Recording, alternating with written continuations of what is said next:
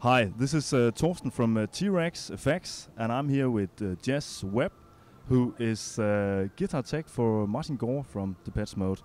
And first of all, thank you for having us here, Jez.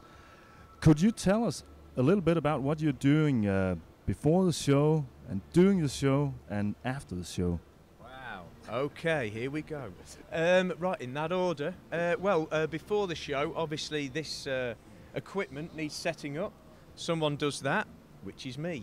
Put it all together and then start going through the guitars, tuning them, making sure they're all right, doing a little polishing to make them look nice on stage as well. And then once that's all done, during the show, pretty much changing guitars for every song really. So it's there's a few different tunings, so just getting it ready for Martin, handing it to him, getting the other one back, making sure everything keeps going during the show, and then after, put it all away and say goodbye to it till the next show. Do it all again. And that's basically what you're doing? To compress it down, that's what I do, yes. Yeah, and this is your workspace. Yeah. Could you take us through your workspace real quickly? Sure. I mean, I don't need a lot of space, as you can tell, so I fit in anywhere. Right over here, this is how the guitars travel in this big case. There's straps that go round them, so this is a godsend. Just put them all in there, end of the night, the front goes on it, and off they go. So that's pretty good.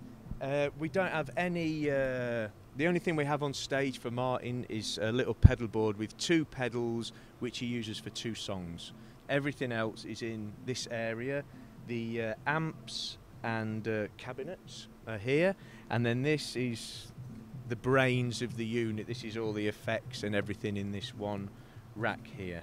So yeah, everything is off stage. Yeah, and what kind of effects are you using here? Okay, well, for the past couple of tours we've used the TC Electronic G system, and we've got a patch for every song. I get a patch change from the guys running all the bass stuff and patch changes to the keyboards. So once we're going, I can pretty much leave that, and it goes through each song, as you can see, has something there. Now this unit has all the effects we need, pretty much, apart from distortion. So we incorporated a loop system here, RJM loop system, and this operates the pedals on top and the pedals he has out on stage, and whatever song it is, it'll bring it in. I don't know, where are we? Are we on anything that'll bring it in? Probably not. Let's have a look. But it takes it in and out anyway whenever we need the that specific pedal. And also the TC does the channel switching on the amp as well. Yeah. So yeah, that's the way we're running everything at the moment. And I can see you got a bass juice up here, T-Rex bass juice. How do you come across that one? Well, like I say, we needed a few different distortions, because once this is changing, although we've got different songs, obviously we can't have lots and lots of different pedals. So what we try to do is we've got the Cyber Psychic, which Martin brought in, which is good for, the screaming like solo type thing. So that's that sort of setting. The Red Witch, there was one song that we do which is a pretty crazy mad distortion type thing, but that's sort of fitted the bill for that.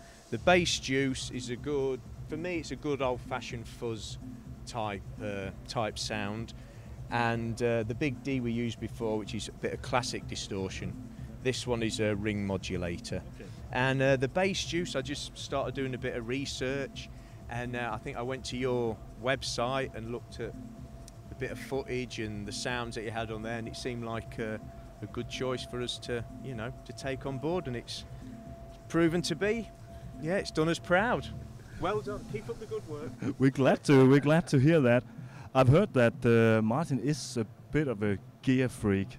Kind of, Just a little bit. I actually saw an interview with Andy Flachter where he told about that he was trying to buy the entire eBay, or at least finding all the vintage synths and guitar effect pedals he could find.